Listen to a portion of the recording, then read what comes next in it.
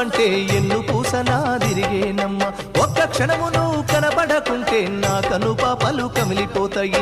ఒక్క గడియను మాట్లాడకుంటే చెల్లెమ్మ నే దిక్కులేని పక్షినైతానమ్మా చెల్లెమ్మ. దినకను అలిగినవంటే చెల్లెమ్మ నా భుజం ఇరిగినంత పనైతదమ్మా చెల్లెమ్మ. మల్లె తీగకు పందిరి ఓలే మస్క సీకటిలో వెన్నెల ఓలే చెల్లెమ్మ.